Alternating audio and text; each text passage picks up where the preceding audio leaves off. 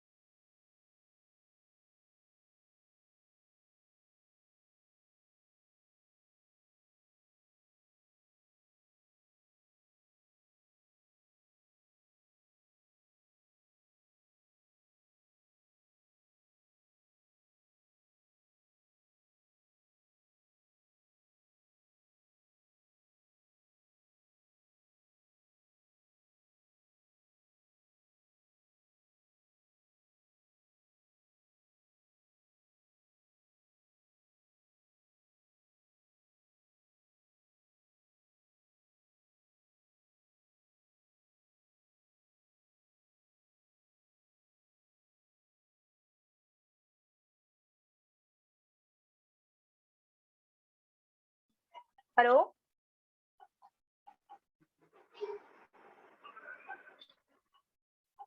Hello. Hello, yes ma'am. Good afternoon girls. Good afternoon ma'am.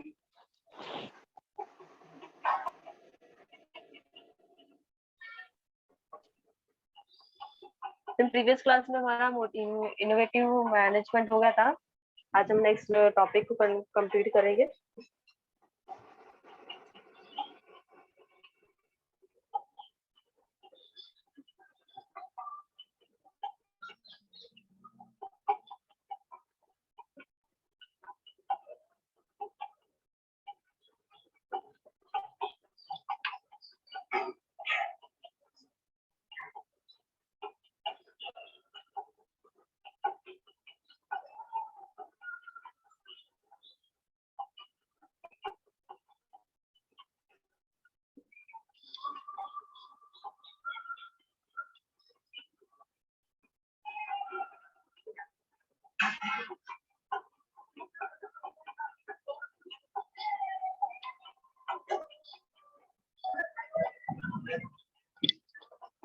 Screen दिख रही बेटा?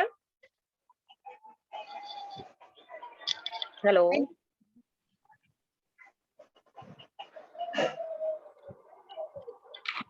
नहीं मैम।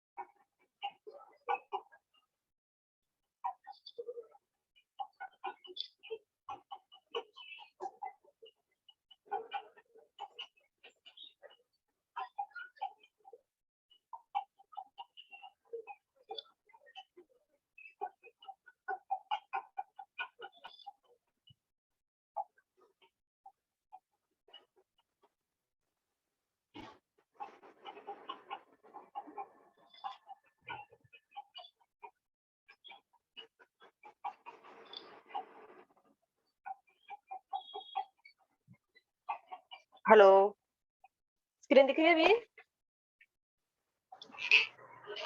मैम नहीं दिख रही है। ओके, एक मिनट।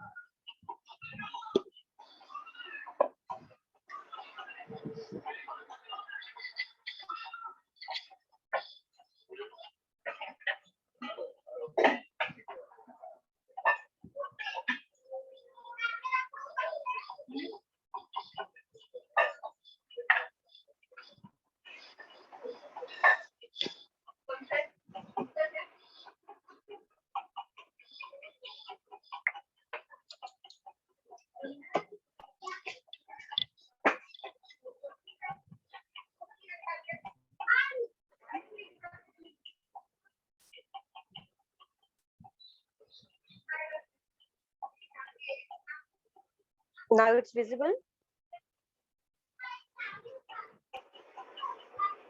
Hello, yes ma'am. हमने प्रीवियस क्लास में इनोवेशन मैनेजमेंट देखा था। ठीक है, यस। इनोवेशन मैनेजमेंट का क्या इंपॉर्टेंस है, एग्जांपल्स पढ़े थे। Then task and area of actions in innovation management पढ़ा था। हाँ। देन आज नया टॉपिक लेंगे, एसेंस ऑफ मैनेजमेंट।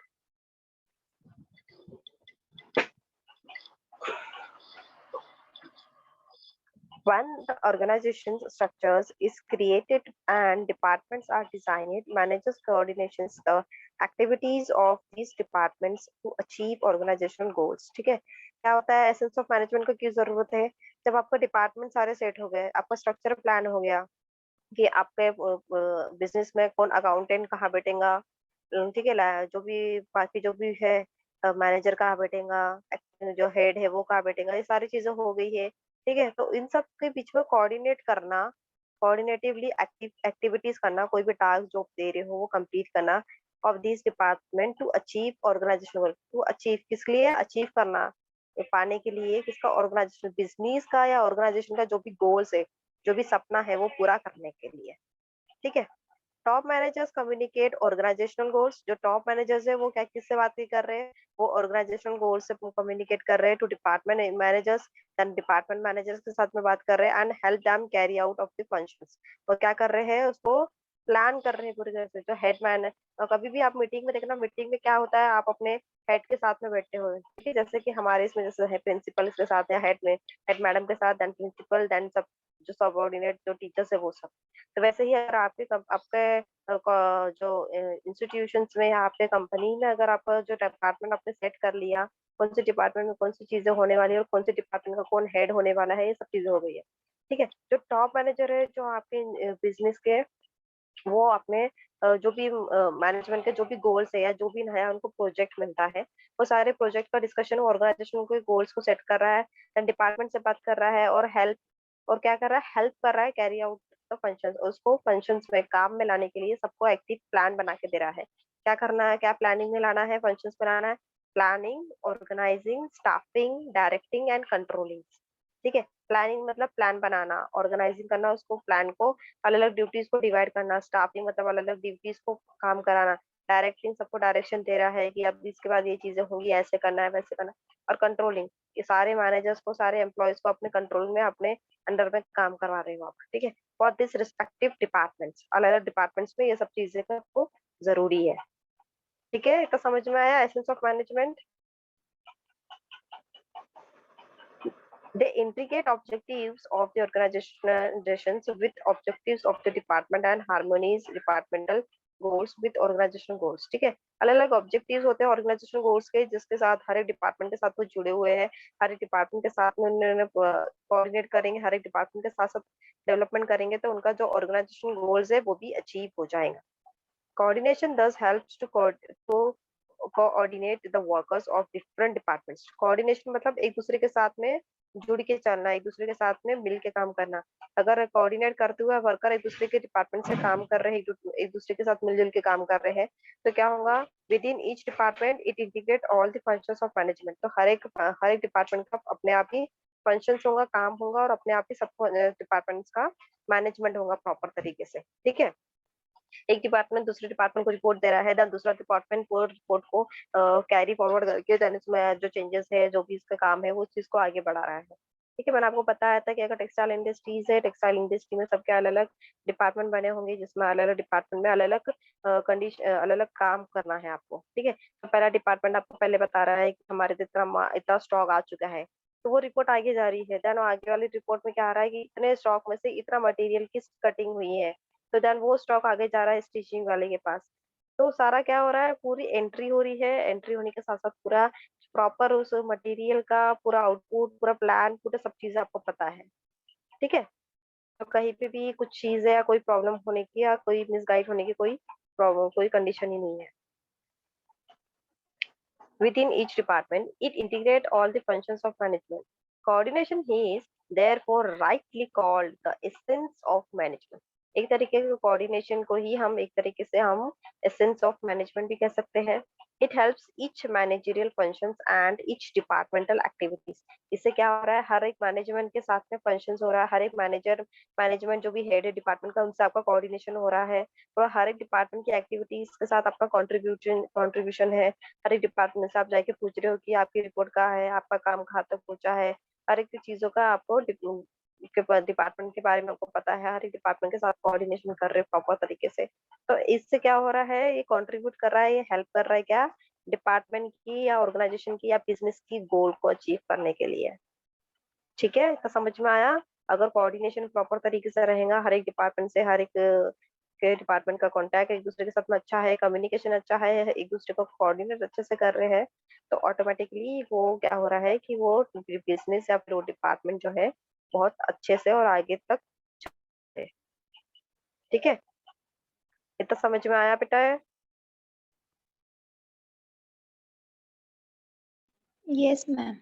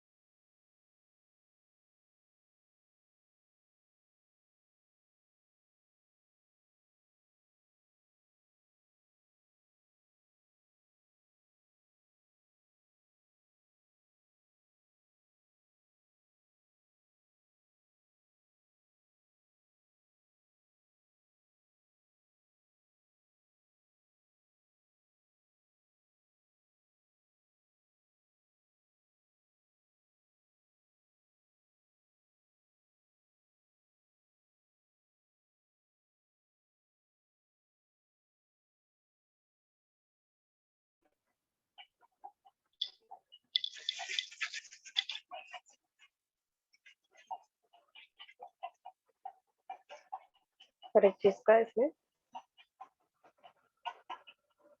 ठीक है, अगर आप कोई भी कंपनी में कोई भी अपना ऑर्गेनाइजेशन भी खोल रहे हो, तो ये सारी चीजों का जरूरी है, मैनेजमेंट होना जरूरी है प्रॉपर तरीके से। अगर आप खुद का भी बिजनेस चला रहे हो या खुद का भी कुछ इंटरप्रेन्योरशिप चालू कर रहे हो।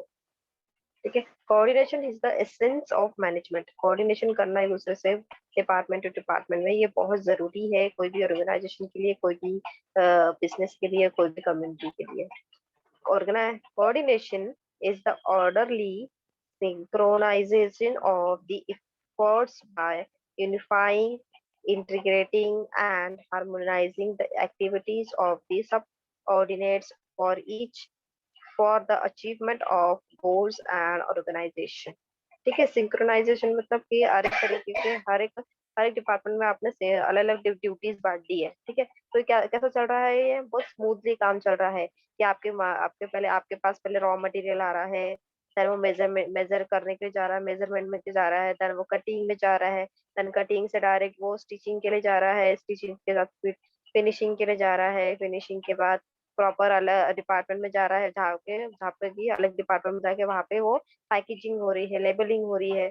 तो हर एक डिपार्टमेंट को अलग अलग तो काम दिया है, जिसमें कि हर एक का एफर्ट्स अलग है, हर एक का काम अलग है, हर एक के ड्यूटीज अलग है, तो हर एक का परफॉर्मेंस अलग है। Every business enterprises is divided into a number of departments. ठीक है, हर एक बिजनेस में अलग अलग डिपार्टमेंट्स होते हैं।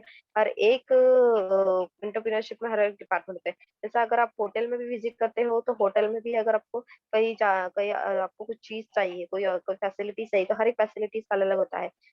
रूम सर्विस का डिपार्टमेंट अलग होता है, बैंक्वेट का डिपार्टमेंट अलग होता है, ठीक है, रूम सर्विस का डिपार्टमेंट अलग होता है, ठीक है, एचआर का डिपार्टमेंट अलग होता है। तो ये सारे क्या है, ये अलग अलग डिपार्टमेंट है। ठीक है, बेकरीज का डिपार्टमेंट अलग होता है, फूड एंड बेवरेजेस के डिपार्टमेंट अलग होता है। ठीक है, अगर ये ड्रिंकिंग एंड जो भी इसका होता है, वो भी डिपार्टमेंट्स अलग होते हैं। तो ये सब क्या होते हैं, ये अलग अलग डिपार्टमेंट्स होते हैं। तो अलग अलग डिपार्टमेंट क्या करते हैं, अपने अलग अलग ड्यूटीज को, अपने अलग अलग परफॉर्मेंस को करते हैं। तो अलग परफॉर्मेंस में अलग अलग ड्यूटीज में उन लोगों को क्या, सबका मिलके तो एक ही मोटिव है कि अपने होटल को बेस्ट से बेस्ट फैसिलिटीज में प्रूव करना है। तो सभी लोग क्या कर रहे हैं, अपने अपने डिपार्टमेंट में अपना अपना परफॉर्मेंस अच्छा कर रहे हैं। Every business enterprises is divided into a number of departments, and every department has a number of groups, individuals. ठीक है, every department has a number of groups and individuals. Coordination is not a separate functions of the management. Coordination है, ये अलग से separate function नहीं है management का। Management के अंडर में ही ये coordination functions आता है। It is the force, ये एक ऐसा force है that bends all the other functions. ये एक force है जो कि ये blend करता है other functions of management.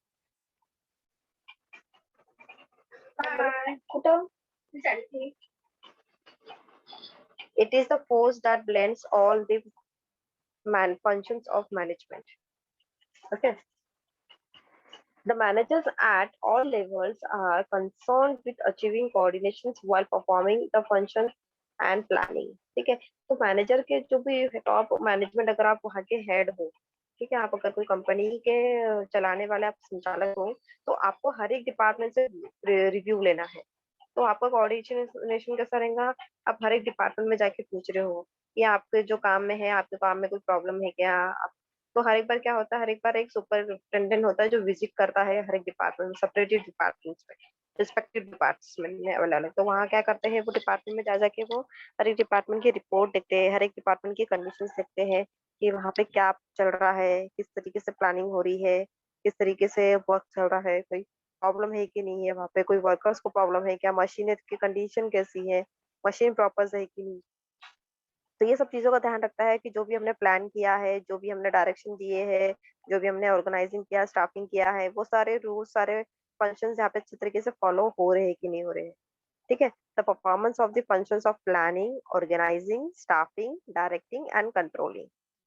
Coordination is implicate and inherent in all functions of management. ये जरूरी है हर एक प्रोसेस को फॉलो करना, बिकॉज हर एक प्रोसेस को फॉलो करेंगे तभी जाके हमारे जो गोल है, जो मेन हमारा जो ऑब्जेक्टिव है बिजनेस का, वो फुलफिल होगा। Coordination is required in planning. Planning में कोऑर्डिनेशन बहुत जरूरी है। अगर मैं आपके साथ बैठ रही हूँ, अगर आप अपने को वर्कर के साथ बैठ रहे हो मीटिंग में कि हमारी ये प्रॉब्लम है या हमारे पास ये ऑर्डर आ रहा है, तो हमको बताना है कि किस तरीके से ये ऑर्डर हम कंप्लीट कर सकते हैं। तो आप सभी का ओपिनियन ले रहे हो, सभी से डिस्कस कर रहे हो, सभी के साथ बैठ के हेल्प कर रहे हो, तो कोऑर्डिनेशन वहां पे भी जरूरी है प्लानिंग में। ठीक है, कि आपने बोला है कि 15 दिन स्टिचिंग होंगी, फिर कोई बोल रहा है कि आप 15 दिन स्टिचिंग में ही डालेंगे, 15 दिन में सिर्फ कटिंग ही होगी। तो कोई दूसरा वर्कर बोल रहा है कि 15 दिन सिर्फ कटिंग होगी, तो हम तब तक क्या करेंगे। तो सब लोग क्या कर रहे हैं, कोऑर्डिनेट कर रहे हैं, एक दूसरे के साथ कोऑर्डिनेट कर रहे हैं कि आपका एक स्लॉट आप कटिंग करो और वो स्लॉट पहले हमको भेज दो, देन आप दूसरा स्लॉट करो, तक तक के हम लोग भी हमारा काम शुरू कर देंगे। ठीक है, तो ये मिलके क्या कर रहे हैं, कोऑर्डिनेशन कर रहे हैं, प्लानिंग कर रहे हैं। Coordination required in planning. Planning करते हुए कोऑर्डिनेशन का बहुत जरूरी है। Systematic planning of work, work का हर एक तरीके से प्लानिंग होना जरूरी है। सिस्टमेटिक तरीके से प्लान करने के लिए हमको बैठ के वो काम को करना जरूरी है। मैंने जैसे कि आपको बताया था कि अगर मैं 4 लड़कियों के ग्रुप में आप लोगों को प्लान कर रही हूँ कि आप लोगों को अच्छे डिजाइनरेड ब्लाउज बनाने हैं, तो आप लोग क्या कर रहे हो, पहले बैठ के डिस्कस कर रहे हो कि किसका हाथ कटिंग में अच्छा है, किसका स्टिचिंग अच्छा है, किसी का फैशन मॉडल उसमें इफेक्टिव क्रिएटिविटी में अच्छा है। तो आप हर एक चीज का ध्यान में रख रहे हो कि ये वाला हम एक ऐसा बनाएंगे, एक फ्रेंच ब्लाउज बनाएंगे, या एक ऐसा बनाएंगे, या एक वैसा बनाएंगे, एक कट शोल्डर का बनाएंगे। तो हर एक अलग अलग आप अपने प्लान रख रहे हो। Allied aspect from top to bottom of the organization. Example, coordination between production department plans and sales department targets. ठीक है, तो यहाँ पे बिटवीन क्या किसके बीच में कोऑर्डिनेशन हो रहा है, प्रोडक्शन जो बना रहा है, जो हम शर्ट्स बना रहे हैं, और सेल्स डिपार्टमेंट, तो हम सेल्स डिपार्टमेंट से भी हम कोऑर्डिनेट कर रहे हैं कि हाँ एक स्लॉट हमारा जैसे रेडी होगा हम आपको सेल कर देंगे, तो आप हमको मार्केट में उस प्रोडक्ट की टारगेट स्ट्रेटेजी कितनी है, कितना लोग उसको परचेस कर रहे हैं, कितना पसंद कर रहे हैं, कितना और उस चीज का, उस कपड़ों का या उस मॉडल का क्रेज है मार्केट में। तो उसी के हिसाब से आप अपने आगे के जो भी रहेंगे क्लाइंट्स को आगे का जो भी ऑफर रहेगा उस चीज को आप हायर करोगे। ठीक है, इतना समझ में आया। प्लानिंग करते वक्त कोऑर्डिनेशन का बहुत जरूरी है। कोऑर्डिनेशन रहेगा आप सभी के बीच में आपस में, तभी जाके आपका प्लान प्रॉपर तरीके से बनेगा। और प्लान प्रॉपर तरीके से बनेगा तब वो एग्जीक्यूट अच्छे से होगा। एग्जीक्यूट अच्छे से होगा, बाकी प्रोसेसिंग ज्यादा से अच्छे से होंगी, कंट्रोलिंग अच्छे से होगा, तो उसका फीडबैक भी आपको बहुत अच्छा मिलेगा। मतलब आपका जो आउटपुट है, बेनिफिट्स है, आपको बहुत ज्यादा मिलेंगे। ठीक है, तो समझ में आया। Yes, ma'am.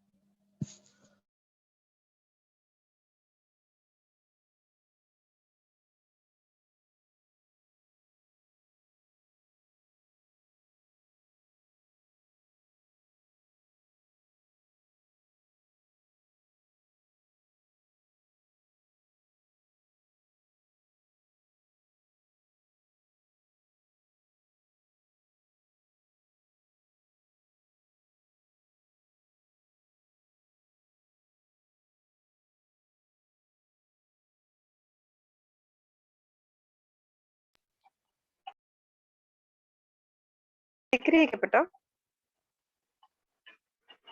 No, ma'am. No, ma'am. नहीं।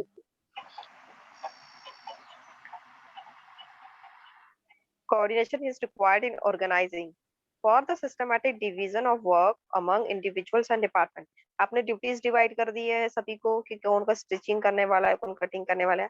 Assigning authority, responsibilities and accountability. आपने बता दिया कि कौन मार्केट, कौन जो रॉ मटेरियल रहेगा उसका डाटा कौन लिखेगा, कौन रिस्पॉन्सिबिलिटी लेगा इस ये प्रोडक्ट को आगे से एक प्लेस से दूसरे प्लेस लेके जाएगा। अकाउंटेबिलिटी मतलब उसका डाटा, उसका जितना भी प्राइस, जितना भी कॉस्ट है वो कौन रखेगा। आपने सबको अपने अपनी अपनी ड्यूटीज डिवाइड करके दे दी है।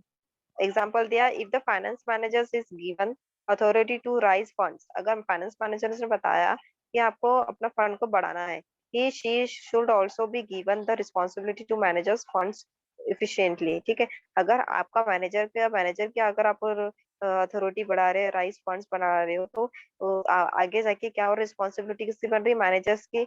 मैनेज फंड्स एफिशिएंटली, आप उनके आपकी भी रिस्पॉन्सिबिलिटी बन रही है कि उस फंड्स को आप जनरेट करो ज्यादा से ज्यादा। ठीक है, अगर आप लोगों ने प्लान किया, आपके मैनेजर्स ने आपने प्लान किया है, आपके जो टॉप मैनेजर्स ने, कि हमको अपने जो प्रोडक्शन है उससे हमको हमारा फाइनेंस बढ़ाना है। ठीक है, तो आपको फाइनेंस बढ़ाना है मतलब आपका जो जो भी जो आपके ऊपर में जो जो मैनेजर्स है उनका फाइनेंस बढ़ाना है। साथ ही साथ जो आपके जो कोवर्कर्स है उनके भी फाइनेंस का आपका ध्यान रखना है। तो उन्होंने भी वो चीज का ध्यान रख रहे हैं कि मेन मोटिव क्या है हमारे डिपार्टमेंट का, हमारे कॉलेज, हमारे बिजनेस का, है कि हमको हमारे फंड को बढ़ाना है। ठीक है, वैसे ही जैसे मैंने अभी आपको बताया कि हमने जो टेक्सटाइल इंडस्ट्री डाली थी, हमको अभी कटिंग का ये सब चीजों का ये रहेगा इम्पोर्टेंस। आपने ऑर्गेनाइजिंग किया, हर एक चीज को ऑर्गेनाइज किया, क्या ऑर्गेनाइज किया, कटिंग डिपार्टमेंट को ऑर्गेनाइज किया, वहाँ वेल इक्विप्ड पर्सन को हायर किए, मशीन हायर किए, वहाँ पे चीजें सब आपने हायर किए हैं, सबको ड्यूटीज दिए कि कौन जाके रॉ मटेरियल्स को लाएगा, कौन उसको पिक करेगा, कौन कटिंग करने के बाद उसको आगे वाले डिपार्टमेंट में उसको सप्लाई करेगा। आपने सारी ड्यूटीज को डिवाइड कर दिया, रिस्पॉन्सिबिलिटीज को डिवाइड कर दिया, हर एक डिपार्टमेंट का हर एक को एक एक को हेड बना दिया आपने। ठीक है, जैसे आपकी इधर भी first year second year third year में कोई ना कोई क्लास टीचर में क्लास मॉनिटर्स होंगे, वैसे ही हर एक डिपार्टमेंट के एक एक मैनेजर्स बन गए, एक एक डिपार्टमेंट के हेड बन गए। ठीक है, तो उससे क्या हो रहा है कि जो भी प्रॉब्लम होती है या जो भी इम्पोर्टेंस वर्क का जो भी प्रोसेस है, कहाँ तक काम पहुंचा है, कहाँ तक वर्क चल रहा है, ये सारी इंफॉर्मेशन उसके पास में रहेंगी। हर एक डाटा उसके पास में लिखा रहेगा, हर एक डाटा के इम्पोर्टेंस नोट्स उसी के पास मिलेंगे आपको। ठीक है, इसलिए कोऑर्डिनेशन इन ऑर्गेनाइजेशन भी जरूरी है। Then coordination is required in staffing, staffing में भी कोऑर्डिनेशन का जरूर इंपॉर्टेंस है। क्यों और जरूर रिक्वायर्ड है कि for placement of right person. ठीक है, अब आपको हर एक जगह पे राइट पर्सन को जॉब देना है, तो आप प्रॉपर उसके क्वालिफिकेशन के हिसाब से या प्रॉपर उसके एक्सपीरियंस के हिसाब से आप उसको हायर करोगे। For placement of right person on the right jobs, for example CA should generally be given work of financial nature. ठीक है, अगर आपके पास में सीए कोई पर्सन आ रहा है पास किया हुआ एग्जाम, या फिर कोई पर्सन जिसका फाइनेंशियल या कॉमर्स सब्जेक्ट हो, तो आप उसको कहाँ पे जनरली अफोर्ड करोगे, फाइनेंशियल नेचर्स में रखोगे, जहाँ पे कि वो अपना अकाउंट या फिर जो भी फाइनेंशियल का जो भी चीजें है वो चीज का वो वहां पर सारी चीज का काम करेंगे। ठीक है, ये आपने स्टाफिंग ड्यूटी अलाउड कर दी है। अगर जो टेलर टीचर मास्टर्स बहुत अच्छा है तो आप उसको कटिंग के लिए हायर करोगे, स्टिचिंग के लिए कोई पर्सन अच्छा है तो आप उसको स्टिचिंग के लिए हायर करोगे। ठीक है, तो ये डिपेंड करता है पर्सनल, हर एक पर्सन की रिज्यूमे में, हर एक पर्सन के बायोडाटा में ये डिपेंड करता है कि किसका कितना एक्सपीरियंस है, क्या नॉलेज है, क्या स्किल्स है। Then coordination in directing, directing में भी कोऑर्डिनेशन रहता है। Among orders instructions and suggestion, जैसे भी उनको ऑर्डर्स मिलते हैं, इंस्ट्रक्शन मिलते हैं कि आपको इस तरीके से करना है, या सजेशंस मिलते हैं। Coordination is required for the free flow of information. ठीक है, कोऑर्डिनेशन जरूरी है। जैसे कि अगर मैंने आपको बोला है कि आपको 4 दिन में असाइनमेंट कंप्लीट करना है, तो आप भी यही मैसेज सबको बांट रहे हो, आप वहाँ पे कुछ मैनिपुलेट कर रहे हो क्या इन्फॉर्मेशन में? नहीं। अब कोई 4 दिन की जगह कोई 8 दिन बोल रहा है कि नहीं, तो अगर कोई वहाँ पे मिसगाइड कर रहा है, इसका मतलब आपका कोऑर्डिनेशन अच्छा नहीं है। आप मैसेज को तोड़ मोड़ के उसको गलत बना के चौथे पार्टी के पास पहुंचा रहे हो। तो कभी भी कोऑर्डिनेशन करते वक्त अपना जो भी मैसेज है, जो भी इंफॉर्मेशन है, वो एकदम नीटली और फ्लोली, एकदम क्लियरली आगे आगे पहुंचना चाहिए। साउंड लीडरशिप, जिसमें लीडरशिप क्वालिटी होना चाहिए, and suitable incentives for good performance. और इसमें क्या दे रहा है, ऑफर दे रहा है कि अगर जिसमें लीडरशिप की क्वालिटी अच्छी रही, अगर जिसका परफॉर्मेंस अच्छा रहा, तो उसको इंसेंटिव्स मिलेंगे। इंसेंटिव्स मतलब ऊपर का पैसा मिलेगा, या उनको जो भी टारगेट के हिसाब से उनको पैसा सैलरी मिलेगी। Okay, example, a manager instruct the subordinates, motivates them and also supervise their work। ठीक है, मैनेजर ने बोला है सबऑर्डिनेट्स वर्कर्स को कि आप अपने वर्कर को मोटिवेट करो काम के लिए, और मोटिवेट करने के लिए मोटिवेट करने के साथ साथ उनको सुपरवाइज भी करो, काम सिखाना भी है और काम सीखने के लिए उनको मोटिवेट भी करना है। ठीक है, तो जैसे कि मैंने आपको बताया था कि आपको आपकी कंपनी में कोई वर्कर्स बहुत दिनों से काम कर रहे हैं, बट सडनली उनके काम करने के लिए कोई मशीन को आपने हायर कर लिया, तो वो मशीन की को चलाने के लिए आप एक्सपर्टीज रखने से अच्छा है जो आपके पास पहले से काम कर रहे हैं, आप उन्हीं को पहले सिखाओ कि ये कंप्यूटर में किस तरीके से कैसे काम किया जाता है, ये स्किल्स उनको सिखाओ। देन वो स्किल सीखने के बाद उनको वापस वही इसमें आप वापस जॉब दो। ठीक है, तो इसमें क्या हो रहा है कि आप उनको मोटिवेट कर रहे हो नए टेक्निक सीखने के लिए, नए अपॉर्चुनिटीज दे रहे हो, नया काम सिखा रहे हो। ठीक है, तो इसमें क्या हो रहा है कि इसमें आपका प्रमोशन भी हो रहा है अच्छा, और आप अपने वर्कर्स का भी भरोसा आपका बना रहता है। ठीक है,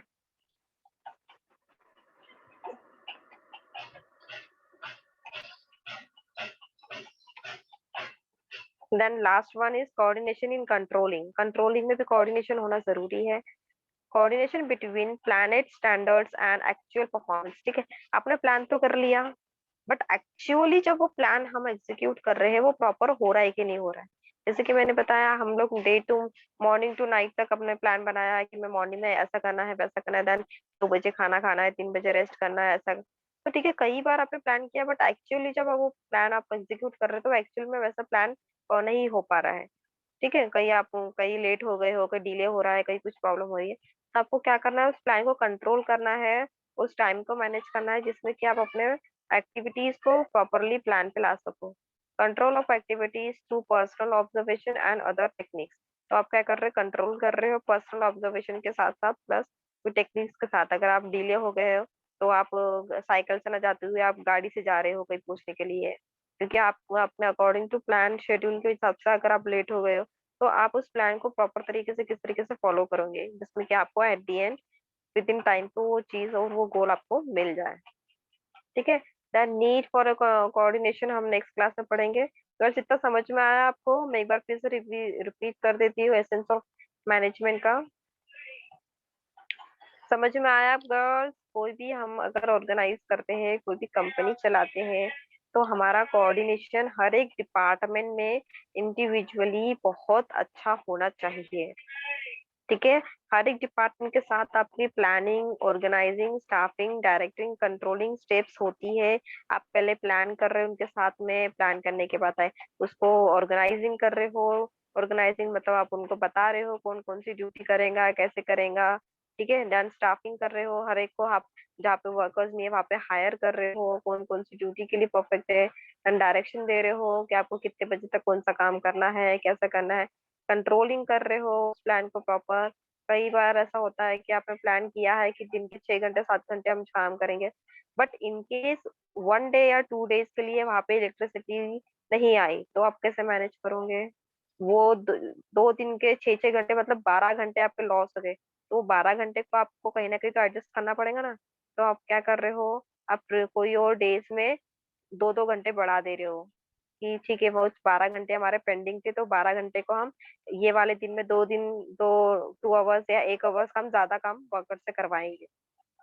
ठीक है, समझ में आया? तो हम क्या कर रहे हैं, कंट्रोलिंग कर रहे हैं, हमारे प्लान को कंट्रोल में ला रहे हैं कि चलो एक दिन हमारा प्लान, एक दिन का काम जो हमारा पेंडिंग हो गया था या एक दिन का काम हमारा जो रह गया था, वो काम को कंप्लीट करने के लिए हम रोज का 1 1 घंटा या 2 2 घंटा या आधा हाफ एन आवर्स हम बढ़ा देंगे, तो वो जो 12 आवर्स का जो हमारा लॉस हुआ है वो हमारे को वापस बेनिफिट हो जाएगा हमारा।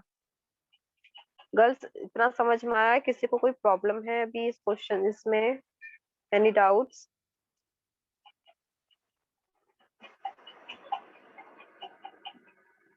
कल नीड ऑफ कोऑर्डिनेशन देखेंगे हम। गर्ल्स, किसी को कुछ प्रॉब्लम है तो पूछ सकते हो बेटा।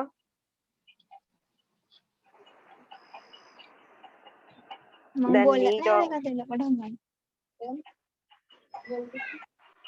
जरा विचार बघते ना. हेलो जरा विचार बघते. सर्च कर दो. शुभांगी, आपका फोन माइक चालू है बेटा?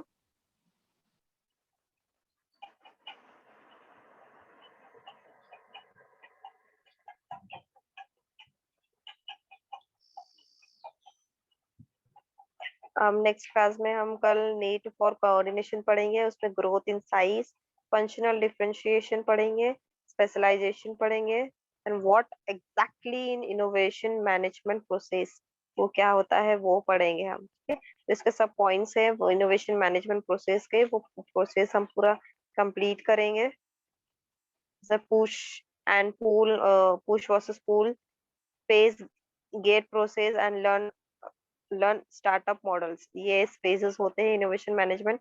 एक प्रोसेस वाला टॉपिक रह गया था, वो फिर हम नेक्स्ट क्लास में कंटिन्यू करेंगे, काफी बड़ा है वो भी टॉपिक।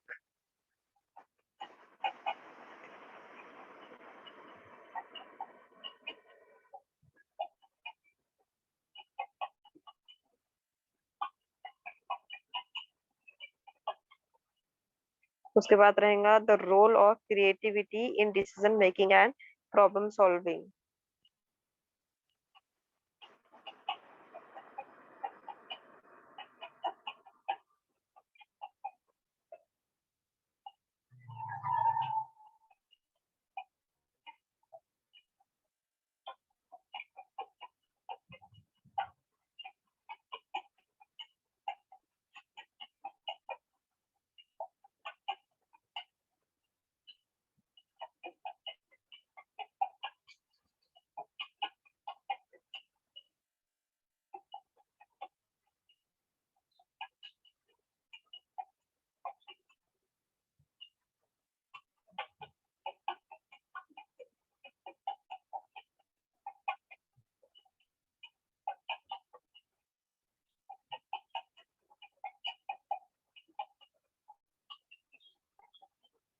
एक बार सिलेबस में देख लेते हैं हमारा टॉपिक कहाँ तक हो चुके हैं।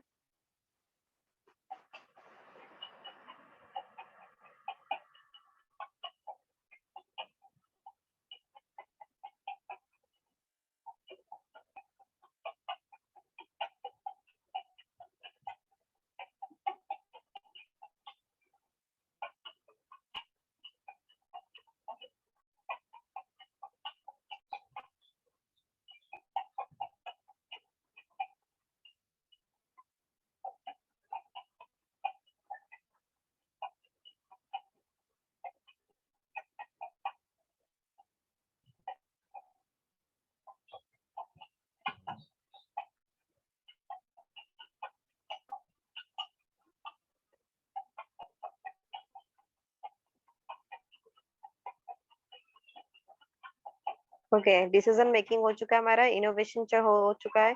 इनोवेशन में definition, importance, essence of management चल रहा है हमारा अभी। देन उसके बाद प्रोसेस ऑफ इनोवेशन। ठीक है, प्रोसेस और एसेंस ऑफ मैनेजमेंट का थोड़ा सा टॉपिक बचा है, वो कल कंप्लीट हो जाएगा। देन प्रोसेस ऑफ मैनेजमेंट चलेगा उसके बाद। ठीक है, then role of creative in decision making and problem solving, importance, basic and how to improve creative abilities. ठीक है, ये इतना टॉपिक हमारा नेक्स्ट वीक तक कंप्लीट हो जाएगा। Okay ma'am.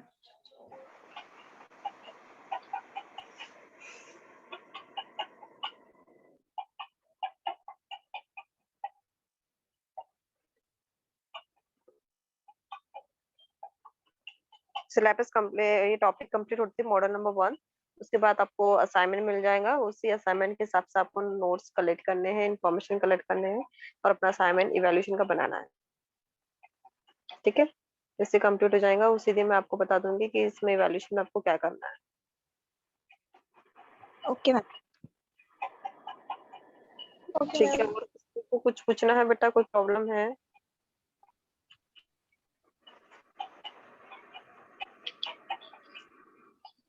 किसी को कोई डाउट है बेटा?